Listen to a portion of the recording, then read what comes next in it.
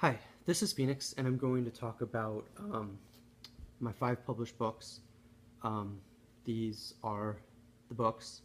Um, so I have Death's Mirror, Silent Noise, um, Characters, Contorted Royal, and my soon-to-be released book, The Street Kid. So I'm going to talk a little bit about these books, kind of what inspired them, common themes, and the like, and we'll go from there. Um, but I want to first start off with kind of a little anecdote that I think is important. So it's often been said that the creative life and being a creative individual is something that is very hard to pursue in modern society, in modern day society. And so the there's a story that I read in the Atlantic about this experiment that was done where they asked a whole bunch of kids in like kindergarten how many of them wanted to be an artist, and everybody raised their hand. And then they asked them again in like second or third grade, and some people raised their hand, but not as many. And then they asked them in a later grade, and like pretty much nobody raised their hand. And the idea that you get from that anecdote is this idea that the older that you get, and the more that you become acculturated to society, the more that you resist your creative impulses, and the harder it is to stay true, essentially, to your creative vision and to your creative ideas. And essentially, the harder it is to stay true to your desire to be an artist. This is relatable to me because I have stuck with writing despite how hard it's been. Even just a couple days ago, I was writing and I was like, this is really hard. And I was actually writing the sequel to The Street Kid, of all things, which is called The Burning Metamorphosis. I'm sure we'll be hearing about that sometime in the um, future. But I was just like amazed at how hard it was. It's also hard in terms of like the value of being a writer, and it's not that society needs to value your work per se, but there is something encouraging about people really connecting to your work. And as a writer, it's really hard to connect. I've noticed, especially if you're kind of on the fringe like me. You learn how to use this to your advantage. You learn how to appreciate it. But I think that there's something to be said about wishing that your work was valued, and so that can be very hard. But I write nonetheless. And what I'm going to do is I'm going to talk briefly about my books to kind of give you an idea of what I've been doing thus far. So the first book that I ever published was Silent Noise. This is a novella, and it's basically about a young kid, a fourth grader named Micah Smith, um, who is deaf and mute and decides to essentially go out into the world and share his poetry with the world. And he does this through sign language. I describe the book as a tour through poetry. And so I start with ancient poetry. So I even go into some Eastern poetry by mentioning Li Po and talking about Li Po a little bit. I also talk about Plato's theory of mimesis. And then I go all the way through the Middle Ages, through the Renaissance, and through time, all the way up to about the 1950s, the 1960s, and 70s, with the confessional poets, the beat poets, the language poets, and the like. And so, and even to some more contemporary poems.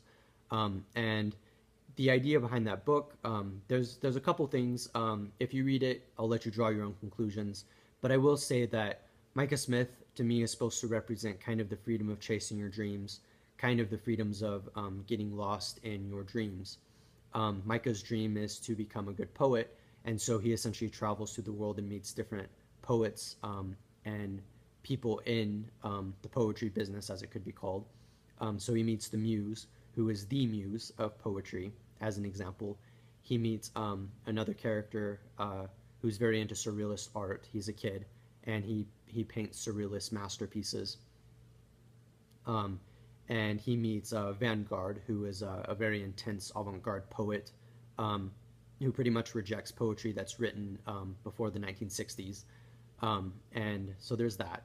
Um, but but the idea is really just trying to be open to other perspectives and to really appreciate the beautiful kaleidoscope that is poetry, and essentially following your dreams. Um, due to kind of our expectations on children, we wouldn't expect them to be able to go out into the world and learn about poetry and communicate their ideas and communicate poetry. But essentially, that's what Micah does. And of course, it's a completely romanticized notion, but it is poetic after all. But it's a very romanticized notion, but that's the beauty of it, I think, is this romanticized notion of a kid basically chasing his dreams. And I wanted to represent that innocence, and I wanted to represent that beauty. And so, again, Silent Noise. Yeah. So, the second book that I published was a poetry collection. Actually, speaking of poetry, this one's called Characters. This is a book that I wrote in my teens. For the most part, I wrote the final poem when I was like 20 or 21, roughly. And this book was literally like 8 years in the making. I don't consider it fine poetry, so to speak, but I do consider it very important poetry in my canon, as you could call it, in my work, or in the works that I've created. And I would consider it very emotional poetry. So stylistically, it's not the most beautiful poems, though it's not the most beautiful or the most stylistic, or the most literary. But I think what the poems do offer is intense emotion, and that was the goal of the poems. And I do that by telling what I call poetic stories. So it's a little bit different from narrative poems. I won't go into that. That's in the foreword, but suffice to say, they're essentially poetic stories that I tell, and that I tell through the form of poetry, of course. And they're very emotional, and they pack a punch. And so as an example, we could talk about Traffic Accident, and the premise behind that is essentially basically a kid who is abused and whose life ends in a tragic way because of that abuse. And I wrote the book when I was going through a lot of turmoil. It was my teenage years, diagnosed with mental illness around 15 when I started writing the poems, and that carried on through adulthood, and kind of the difficulties with that. Some of the things that were happening in my home life were also really stressful, and as well as just adapting in school and trying to understand like life and my place in the world. The typical teenage cliche, but yeah, I mean, that's what happened. And Characters is what I consider to be a product of it, a product of that time. And so one thing I wanted to say that I think is pretty cool about this book is that it blends reality with fiction, and it's very conscious of like characters. So even though I'm writing about imaginary people, you can extrapolate that further to people that actually exist, which I think is pretty cool. In fact, the poetry collection ends with one poem called Characters, and it describes horrific events that happen in the lives of characters, of people, but I end the line with, they are just characters in a poem. And so I think that pretty much says a lot. You also might be wondering about the cover, what the cover represents. And the cover, I would just leave it to the imagination, I don't feel like it really needs to be explained. And I definitely mean that in terms of, the creativity involved. The third book I wrote was my first full-length novel, though it wasn't the first full-length novel that I actually wrote, but it's called Contorted Royal. And this book is about mental illness. It's about the insanity of mental illness, and it is way, way out of my comfort zone because it is satire. Most of my works, at least I would say pretty much all my works, are very, very serious. I am unfortunately a ridiculously brooding artist and intellectual, and so I take my work very seriously, unfortunately. But with this one, I really wanted to make fun of it. And I tried to use the humor to subvert the more serious elements that I'm talking about. So essentially, you could say that I'm following the tradition of writers such as Rabelais, the French Renaissance writer, and his idea of the carnivalesque, and just being subversive and turning conventional notions on their head, all the way up to Joseph Heller in his novel Catch-22, making fun of everything in his sight, even though he's talking about a very serious topic, which is mostly war, but also violence in general and problems. And so there's a lot that I seek to really critique with this book. But I would say that easily one of the main things that I'm seeking to critique and bring light to in Contorted Royal is mental illness. I challenge, through the character Alice, for instance, who's inspired by the character Alice from Alice in Wonderland. I challenge our conventional notions of mental illness. And so mental illness is often something that's feared. It's often something that's misunderstood. People with mental illness are obviously stigmatized. And I wanted to challenge that claim. And I was able to do that through this pretty compact satire where I turned some ideas on their head. I would say, as to give you an idea of kind of how that satire works in terms of mental illness, that essentially you could use the example of Alice, where Alice receives a delusion or is understanding a delusion that they basically need to kill death. But she tells this to Ralph, and this is when, if I remember right, this is when she's hospitalized. And so she tells this to Ralph. No, this isn't when she's hospitalized. That was another scene. But she tells this to Ralph, and Ralph doesn't take it seriously because he's like, you can't kill death. That's like a contradiction. Like, that could never happen. And like, that's the whole irony of it, because without giving much away, Alice turns out to be right about killing death, though not in the way that you would expect. But because of what we expect in general from people with mental illness, we don't take them seriously. We think that any moment that they're illogical, that they're not saying anything that's true. And I want to challenge those notions. You also might be wondering about the cover. For a satire, this is kind of a violent cover because it's basically a sword going through a heart. Now, the artwork I think is very beautiful. It was done by someone who was very close to me and who's a very talented artist and who's done a lot of art for me. But the main idea was to, I mean, it can represent a lot of things, but I would say getting to the heart of the matter, quite literally, right? So just something to keep in mind. And of course, the king, the chess piece, of course, is symbolic of the Suicide King. Yeah, I think it's just kind of a beautiful concept. So moving right along, this is Death's Mirror. This was published by Exit Reason Books. I don't have a whole lot to say about this book, except that it's very philosophical in a way that's different from a lot of my other books.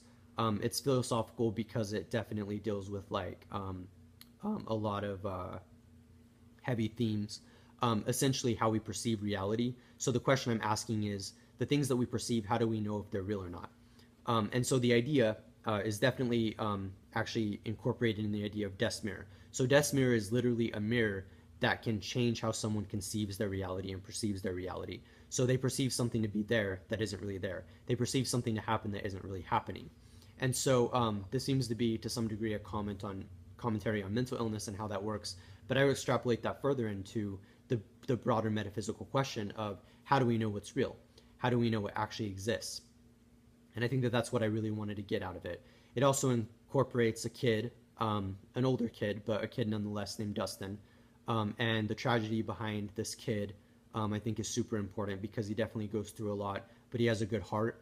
And it's kind of a cliche at this point in my writing, but I think it's an important cliche, and I wouldn't say it's a cliche in a bad sense. I would say it defines the character and the backbone of my books and ideas. But many of my books feature kids as protagonists. And basically the idea is to show their good nature despite all of the bad things that happen around them. And I think that that's really important to keep in mind.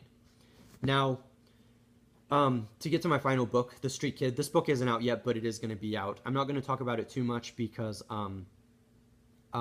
there's not really much, because I'm going to be talking about it probably in other talks, and I already have talked about it. But it's coming out soon.